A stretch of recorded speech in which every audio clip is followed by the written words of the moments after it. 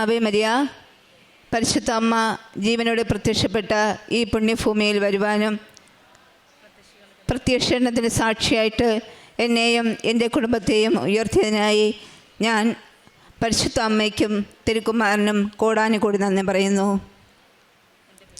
എൻ്റെ പേര് ഷീല. ഞാൻ നെയ്യാറ്റിങ്കരയിൽ നിന്നാണ് വരുന്നത്. എൻ്റെ സ്ഥലം നെയ്യാറ്റിങ്കര രൂപതയിലെ പ്ലാത്താങ്കര ഫെറോനയിലെ കുന്നൻവിള ലിറ്റിൽ ഫോർ ചർച്ചിൽ നിന്നുമാണ് ഞാൻ വരുന്നത്. അവിടെയുള്ള ഒരു ഇടവക അംഗമാണ് ഞാൻ. എൻ്റെ മക്കൾ മൂത്തപുത്രൻ സ്റ്റാലിൻ, രണ്ടാമത്തെ ട്വിൻസാണ്, ഇരട്ട കുട്ടികളാണ് സ്റ്റെഫി.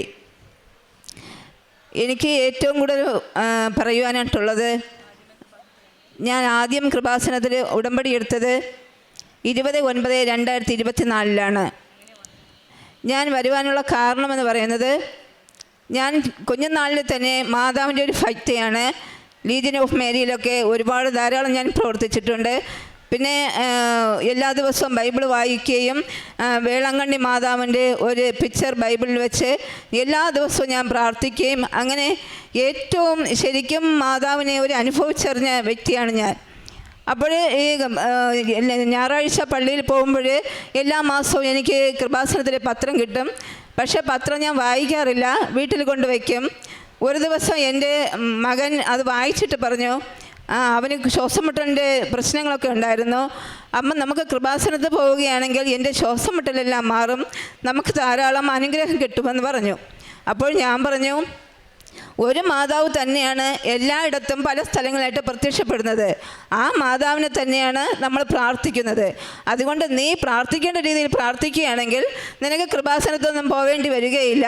നമ്മൾ പ്രാർത്ഥിക്കുന്ന മാതാവിനോട് പ്രാർത്ഥിച്ചാൽ മതി, നിൻ്റെ ആഗ്രഹങ്ങളും സാധിക്കും, നിനക്ക് രോഗസൗഖ്യം ലഭിക്കുമെന്ന് ഞാൻ പറഞ്ഞു. പക്ഷേ മാതാവിനൊരു പ്രത്യേക ഒരു വിളി ഉണ്ടായിരുന്നു, ഞാനിവിടെ കൃപാസനത്തിൽ വരണം.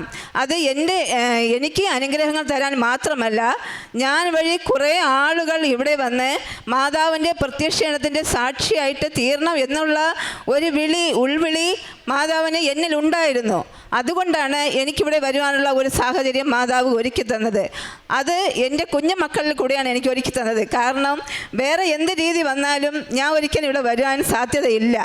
അത്രയ്ക്കും എനിക്ക് മാതാവിൽ വിശ്വാസമുണ്ട്. ജപമാല പ്രാർത്ഥിച്ചു കഴിഞ്ഞാൽ എന്തും നേടാൻ സാധിക്കും എന്നുള്ള ഒരു വിശ്വാസം എനിക്കുണ്ട്. അപ്പോഴൊരിക്കലും ഞാൻ ഇങ്ങോട്ട് വരേണ്ട സാഹചര്യമൊന്നും ഇല്ല. പക്ഷേ എൻ്റെ ഈ മൂത്ത മോൻ നല്ലവണ്ണം പഠിക്കുന്ന കുട്ടിയാണ്. നേഴ്സറി മുതൽ എല്ലാ വിഷയത്തിനും ഫുൾ മാർക്കാണ് വാങ്ങിക്കൊണ്ടിരുന്നത്. ഹൈസ്കൂൾ സെഷനായപ്പോൾ 1-2 മാർക്കിനാണ് സ്കൂളിൽ ഫസ്റ്റ് സെക്കൻഡ് എന്നുള്ള നിലയിൽ വന്നത്. അത്രയ്ക്കും നല്ല പഠിക്കും, ട്യൂഷനൊന്നുമില്ല. പക്ഷേ 9ാം ക്ലാസ്സിൽ ലാസ്റ്റ് പരീക്ഷയായപ്പോൾ അവന് ഒരു പരീക്ഷയും എഴുതാൻ പറ്റിയില്ല. ശക്തമായിട്ടുള്ളൊരു ചുമ. ആ ചുമ വന്ന് കുറേ നേരം ചുമയ്ക്കും, ഛർദ്ദിക്കും.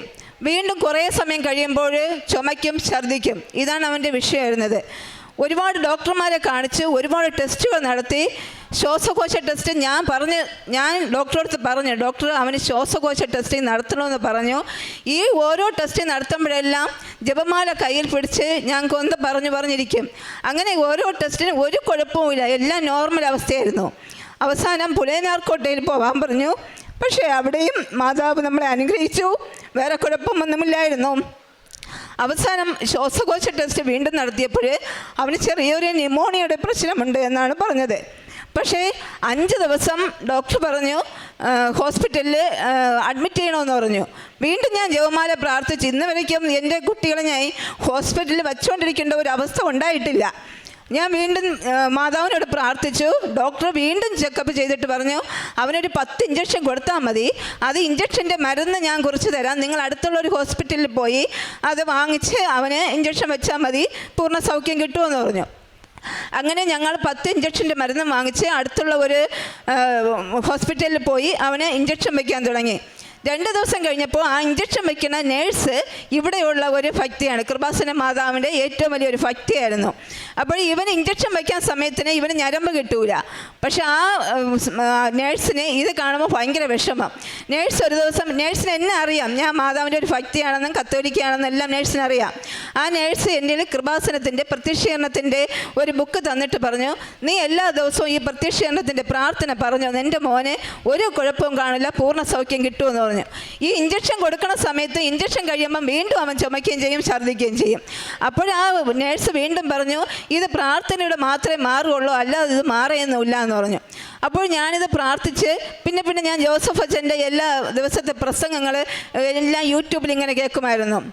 കേട്ട് വന്നപ്പോൾ ഞാൻ പറഞ്ഞു, എന്തായാലും മാതാവേ എനിക്ക് നീ ഇത് മാറ്റി തരണം, ഞാൻ എന്തായാലും ഇവിടെ ഒന്ന് ഉടമ്പടി എടുക്കുമെന്ന് പറഞ്ഞു. പക്ഷേ കുറച്ച് ദിവസം കഴിഞ്ഞില്ല, എല്ലാം മാറ്റിത്തന്നു. മോന് ആ സമയത്ത് പരീക്ഷ എഴുതാൻ പറ്റിയില്ലെങ്കിലും ടീച്ചർ പറഞ്ഞു അവൻ നല്ല പഠിക്കുന്ന കുട്ടിയായതുകൊണ്ട് അവൻ ഇത്ര ശതമാനം മാർക്ക് വെച്ച് കൊടുക്കുക, അവൻ അടുത്ത 10ലേക്ക് പോട്ടെ എന്ന് പറഞ്ഞു. അപ്പോൾ ഞാൻ പറഞ്ഞു വേണ്ട, അവനെ ഒറ്റയ്ക്കിരുത്തി പരീക്ഷ എഴുതിപ്പിച്ചിട്ട് വിട്ടാൽ മതിയെന്ന് പറഞ്ഞു. അങ്ങനെ എല്ലാ വിഷയവും പരീക്ഷ എഴുതി അടുത്ത ക്ലാസ്സിലേക്ക് പോവുകയും ചെയ്തു. പക്ഷേ ഞാൻ ഇവിടെ വന്നില്ല. കൃപാസനം എന്ന് പറയുന്നത് വീണ്ടും ഞാൻ മറന്നത് മാത്രമല്ല, എൻ്റെ ചേച്ചിയോട് ഞാൻ പറഞ്ഞു എനിക്ക് കൃപാസനത്തിൽ പോകണം, ഉടമ്പടി എടുക്കണമെന്ന് പറഞ്ഞപ്പോൾ ചേച്ചി പറഞ്ഞു, ചേച്ചി പ്ലാത്താങ്കര നിങ്ങൾക്ക് എല്ലാവർക്കും അറിയായിരിക്കും സ്വർഗാരൂപിത മാതാവിൻ്റെ ദേവാലയം, അവിടെയുള്ള ഏറ്റവും വലിയൊരു ഭക്തിയാണ് ചേച്ചി. അപ്പോൾ ചേച്ചി പറഞ്ഞു എൻ്റെ ഒരു സ്വർഗാരൂപിത മാതാവ് ഇവിടെ ഉള്ളപ്പം പിന്നെ ഏതാണ് കൃപാസന മാതാവ്, എന്തായാലും നമുക്കൊരു ദിവസം അവിടെ പോവാം, അല്ലാതെ ഉടമ്പടിയൊന്നും എടുക്കണ്ട, മാതാവ് സുഖം തരുമെന്ന് പറഞ്ഞു.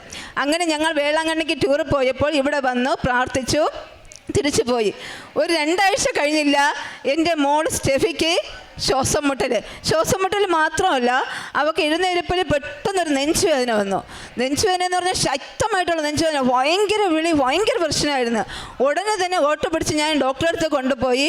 ആ പോണ സമയത്തിലെല്ലാം ഞാൻ ദൈവമേ, ഞാൻ കൃപാസന മാതാവിൻ്റെ മുമ്പിൽ വന്ന് ഉടമ്പടി എടുക്കാം, മാതാവേ എൻ്റെ മോക്കൊന്നും സംഭവിക്കല്ലേ എന്നുള്ള പ്രാർത്ഥനയും വിശ്വാസ പ്രമാണവും പറഞ്ഞാണ് ഞാൻ പോയിക്കൊണ്ടിരുന്നത്. അവിടെ പോയി എല്ലാ ടെസ്റ്റുകളും നടത്തിയപ്പോഴും ഒരു കുഴപ്പവുമില്ല. ഒരു ഇഞ്ചക്ഷനും കൊടുത്ത് വീട്ടിൽ ആ സമയത്ത് തന്നെയാണ് വീട്ടിൽ വിടുകയും ചെയ്തു. അപ്പോൾ വീണ്ടും ഞാൻ ഈ കൃപാസന ഉടമ്പടി എന്ന് പറയുന്നത് വീണ്ടും ഞാൻ അതിലോട്ടങ്ങ് മുമ്പോട്ട് പോയില്ല. 1 മാസം കഴിഞ്ഞ് സ്കൂളിൽ വെച്ച് ഫോൺ വരണേ, മോക്ക് നെഞ്ചുവേദന പെട്ടെന്ന് വരണം, വേറെ കുഴപ്പമൊന്നും കാണില്ല, ഗ്യാസിൻ്റെ പ്രശ്നമായിരിക്കും, എന്നാലും ഒന്ന് പെട്ടെന്ന് വരണമെന്ന് പറഞ്ഞു. ഞാൻ ഓട്ടോ പിടിച്ച് പോയപ്പോഴുണ്ട് അവൾ ശക്തമായിട്ടുള്ള ഭയങ്കരത്തെ കരച്ചിലാണ്.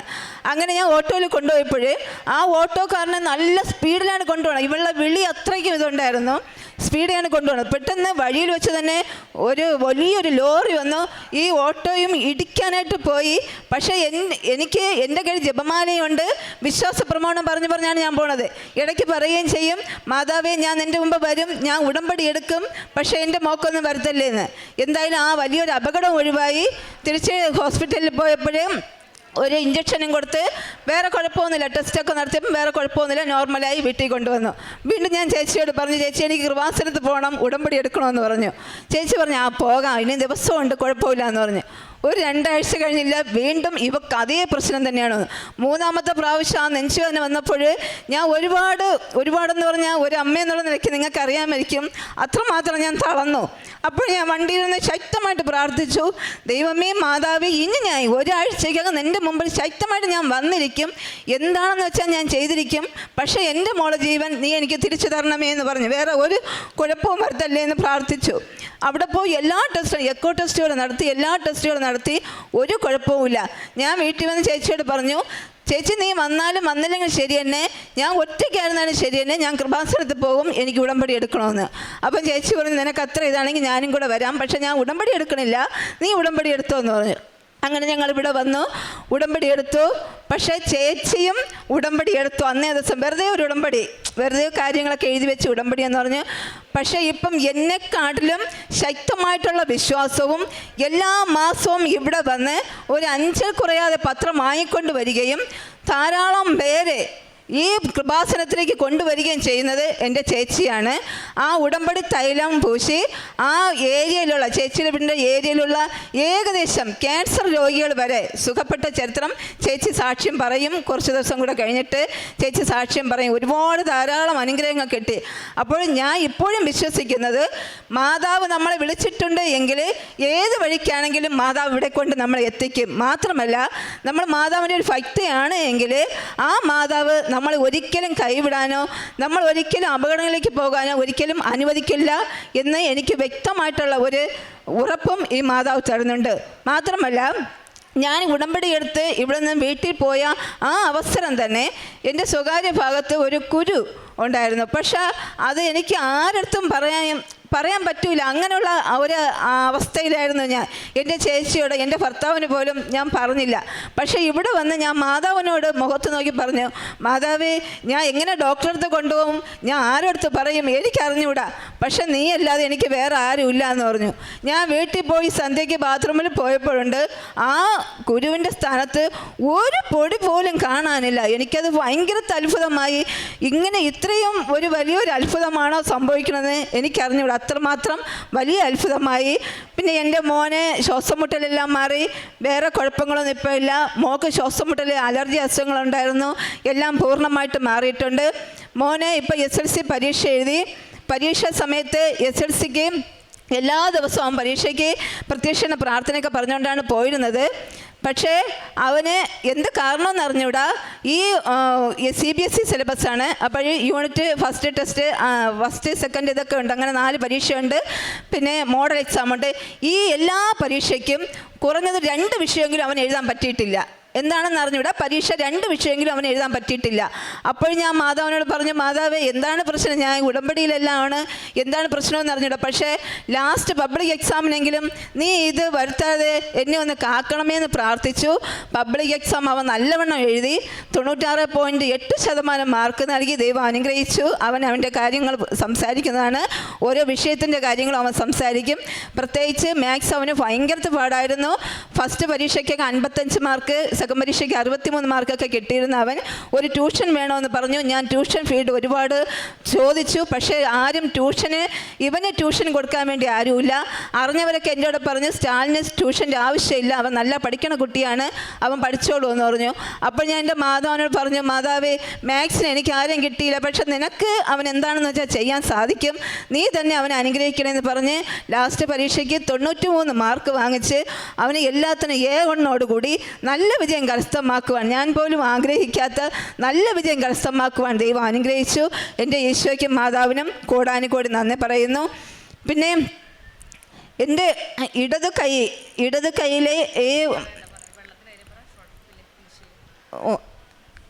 ഇടത് കൈയിൽ എനിക്ക് ചെറിയ വെടിപ്പുണ്ടായിരുന്നു. അത് ഒരുപാട് ബുദ്ധിമുട്ടുണ്ടായിരുന്നു. ഞാൻ കയ്യിൽ ഗ്ലാസ്സൊക്കെ കെട്ടി വെച്ചാണ് പാത്രമൊക്കെ കഴുകിക്കൊണ്ടിരുന്നത്.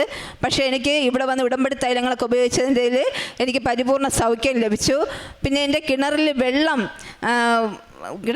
എന്ന് പറയുമ്പോൾ ഈ എല്ലാ വർഷവും വെയിൽ സമയത്ത് കിണറിൽ വെള്ളം വറ്റിപ്പോകുമായിരുന്നു. വെളിയിൽ നിന്നാണ് വെള്ളമൊക്കെ കോരിക്കൊണ്ടിരുന്നത്. ഞാൻ ഇവിടെ വന്ന ശേഷം ഈ തേനും ഉപ്പും കിണറിൽ ഇട്ട ശേഷം 7 ദിവസം പ്രത്യക്ഷീകരണ പ്രാർത്ഥന പറഞ്ഞുകൊണ്ട് കിണറിന് ചുറ്റും ഇങ്ങനെ നടന്നു. ഒരു ദിവസം ഇവിടെ സാക്ഷ്യത്തിൽ പറയുകയുണ്ടായി. അങ്ങനെ ഞാൻ അതുപോലെ ചെയ്തു. പക്ഷേ ഒരാഴ്ച കഴിഞ്ഞിട്ട് എനിക്ക് വെള്ളം കിട്ടിയില്ല. അവസാനം ഞാൻ ഉടമ്പടി തൈലം 3 തുള്ളി ആ കിണറ്റിൻ്റെ അകത്ത് ഒഴിച്ചിട്ട് പറഞ്ഞു, മാതാവ്, എനിക്ക് വേറെ ഒരിടത്തും വെള്ളത്തിന് പോവാൻ എന്നെ കൊണ്ടുപോയി, എൻ്റെ ജീവിതത്തിൽ ഞാൻ ഈ വെള്ളത്തിനെന്ന് പറഞ്ഞുകൊണ്ട് ഇന്ന് വരെയ്ക്കും ബുദ്ധിമുട്ട് അനുഭവിച്ചിട്ടില്ല. പക്ഷേ നീ എനിക്ക് അങ്ങനെ ഒരു ബുദ്ധിമുട്ട് വരുത്തരുത്, എനിക്ക് വെള്ളമാണ് എൻ്റെ ആവശ്യം എന്ന് പറഞ്ഞ് പ്രാർത്ഥിച്ചതിൻ്റെ ഫലമായിട്ട് ഇന്ന് വരയ്ക്കും എനിക്ക് കിണറിൽ 1 തുള്ളി വെള്ളം പോലും പറ്റിയിട്ടില്ല. അത്രയും മാതാവും ഈശോയും എന്നെ അനുഗ്രഹിച്ചു. കാരുണ്യപ്രവൃത്തികളെന്ന് പറയുന്നത് ഈ മോൻ്റെ പരീക്ഷയ്ക്ക് 7 വിഷയമാണുള്ളത്. ഈ 7 വിഷയങ്ങൾക്കും ഏത് പരീക്ഷ വന്നാലും 7 കെട്ട് പത്രം ഞാൻ വാങ്ങിച്ച് വിതരണം ചെയ്തുകൊണ്ടിരുന്നു. മാത്രമല്ല അവൻ പരീക്ഷ എഴുതാൻ പോണ സമയത്ത് അന്നേ ദിവസം ഞാൻ ഉപവസിക്കുകയും ജപമാല പ്രാർത്ഥിക്കുകയും ചെയ്തുകൊണ്ടിരുന്നു. പിന്നെ നമ്മുടെ പള്ളിയിലെന്ന് പറഞ്ഞാൽ ലിറ്റിൽ വേയിലൊക്കെ ലീജൻ ഓഫ് മേരി എല്ലാത്തിലും പ്രവർത്തിക്കുന്ന ഒരാളാണ് ഞാൻ. അഗാപ്പെ എന്ന് പറഞ്ഞൊരു സംഘടനയുണ്ട്, പാവങ്ങൾക്ക് വേണ്ടിയിട്ടുള്ള സംഘടനയാണ്. ഇതിലെല്ലാം ഞാൻ അവർക്ക് വേണ്ട സഹായങ്ങളൊക്കെ ചെയ്യുന്നുണ്ട്. പാവപ്പെട്ട കുട്ടികൾക്ക്, രോഗിയായിട്ടുള്ള കുട്ടികൾക്ക് ഒക്കെ നമ്മൾ ഭവനങ്ങളിൽ കുട്ടികളുമായിട്ട്, ലിറ്റിൽ വേ കുട്ടികളുമായിട്ട് പോയി സന്ദർശിച്ച് പ്രാർത്ഥിച്ച് അവർക്ക് വേണ്ട സഹായങ്ങളൊക്കെ ചെയ്യുന്നുണ്ട്. പിന്നെ എൻ്റെ മുമ്പിൽ ആര് വന്ന് കഴിഞ്ഞിട്ട് ചിലപ്പം പത്രങ്ങളൊക്കെ കൊടുക്കുമ്പോൾ ചിലവർ പറയും, അപ്പോൾ ഒരു നേരത്തെ ഭക്ഷണത്തിനുള്ള കാശ് തരണമെന്ന് പറഞ്ഞാൽ എൻ്റെ കയ്യിൽ എത്രയാണോ ഉള്ളത് അതനുസരിച്ച് ഞാൻ ദാനധർമ്മം ചെയ്യുന്നുണ്ട്. ആത്മീയ ജീവിതത്തിലെന്ന് പറയുമ്പോൾ കുർബാന എല്ലാ ദിവസവും ഇടയ്ക്ക് മുമ്പൊക്കെ ഇരുന്ന ചില ദിവസങ്ങൾ എനിക്ക് ഇട ദിവസങ്ങളിൽ പോകാൻ പറ്റിയാലും ചില ദിവസം ഞാൻ മടിച്ചു കിടക്കും. ഇപ്പോഴങ്ങനെയല്ല, പറ്റുന്ന എല്ലാ ദിവസങ്ങളിലും ഏതൊക്കെ സന്ധ്യയ്ക്ക് വൈകിട്ടാണ് ദിവ്യബലിയെങ്കിൽ എല്ലാ ദിവസവും നമ്മളെല്ലാവരും പള്ളിയിലെത്തിയിരിക്കും. അത്രയ്ക്കും ഒരു ഇത് കിട്ടി. പിന്നെ മാത്രമല്ല എല്ലാ ദിവസവും ഞാൻ ഒരു ജപമാല പ്രാർത്ഥിക്കും. ഒരു ജപമാലയല്ല, കൂടുതൽ പ്രാർത്ഥിക്കും. പക്ഷെ ഒരു ജപമാലയുടെ പ്രത്യേകത എന്ന് പറയുന്നത് ആദ്യത്തെ രഹസ്യം എല്ലാ കുട്ടികൾക്കും വേണ്ടിയിട്ടാണ്. ലോകത്തിലുള്ള എല്ലാ കുട്ടികൾക്കും രോഗങ്ങളും സൗഖ്യവും പഠിക്കാനുള്ള ബുദ്ധിയും ശക്തിയും അങ്ങനെ കിട്ടണമെന്ന് പറഞ്ഞുകൊണ്ട് ഒരു രഹസ്യവും. രണ്ടാമത്തെ രഹസ്യം കരാകടൽ ആകാശം മറിഞ്ഞ് സഞ്ചരിക്കുന്നവർക്ക് ഒരു അപകടവും സംഭവിക്കാതെ കർത്താവ് കാത്തുകൊള്ളണമെന്നും അതുപോലെ തന്നെ എല്ലാ രോഗങ്ങളും പറഞ്ഞ് ക്യാൻസർ, ഹാർട്ട് അറ്റാക്ക്, മറ്റ് രോഗങ്ങളെല്ലാം പറഞ്ഞുകൊണ്ട് എല്ലാ രോഗികൾക്കും സൗഖ്യം നൽകണമെന്ന് പറഞ്ഞ് രണ്ടാമത്തെ രഹസ്യം പ്രാർത്ഥിക്കും. മൂന്നാമത്തെ രഹസ്യം എല്ലാ കുടുംബത്തിനും വേണ്ടിയിട്ടും സമാധാനവും സന്തോഷവും മദ്യപാനം, മയക്കുമരുന്ന് അതിൽ നിന്നെല്ലാം പൂർണ്ണ മോചനം നൽകി നല്ല കുടുംബജീവിതം നയിക്കാൻ അവരെ അനുഗ്രഹിക്കണമെന്ന് പ്രാർത്ഥിച്ചുകൊണ്ട് മൂന്നാമത്തെ രഹസ്യം കാഴ്ചവെക്കും. നാലാമത്തെ രഹസ്യം ജോലി കിട്ടാതെ അലയുന്ന മക്കൾക്ക് ജോലിയും അന്യരാജ്യങ്ങളിൽ ജോലിക്ക് പോയിരിക്കുന്നവർക്ക് അവർക്ക് നല്ല സുഖത്തോടുള്ള നല്ല ജോലി ലഭിക്കുവാനും തിരിച്ചു വരുവാനുള്ള കൃപ കൊടുക്കണമെന്നുള്ള ആ ഒരു പ്രാർത്ഥന പ്രാർത്ഥിക്കും. അടുത്ത അഞ്ചാമത്തെ രഹസ്യങ്ങളിൽ മരിച്ചവർക്ക് വേണ്ടിയാണ്. അവർക്ക് സ്വർഗരാജ്യത്തിൽ ദൈവത്തോടൊത്ത് ജീവിക്കാനുള്ള അനുഗ്രഹം കിട്ടട്ടെ എന്ന് ഈ 5 രഹസ്യവും പ്രാർത്ഥിച്ച ശേഷമാണ് അഡീഷണലായിട്ട് ഞാൻ ജപമാല പ്രാർത്ഥിക്കുന്നത്. കുട്ടികൾ വീട്ടിലുള്ളപ്പോൾ കുട്ടികളെയും കൂടെ ഇരുത്തിയാണ് ജപമാല പ്രാർത്ഥിക്കുന്നത്. അവരും കൂടെ വരും. പിന്നെ എനിക്ക് ഇത്രയും ദിവസമായിട്ടും ഇത്രയും വർഷമായിട്ടും പ്രത്യക്ഷീകരണ പ്രാർത്ഥന പറഞ്ഞിട്ടും ഇന്നുവരെ ഞാൻ കാണാതെ പഠിച്ചോ എന്ന് കേട്ടാൽ എനിക്ക് അറിഞ്ഞൂടാ. പക്ഷേ എൻ്റെ കുഞ്ഞുമക്കൾ അവർ എപ്പോഴും വേണമെങ്കിലും പ്രത്യക്ഷീകരണ പ്രാർത്ഥന എല്ലാം പറയുകയും ചെയ്യും.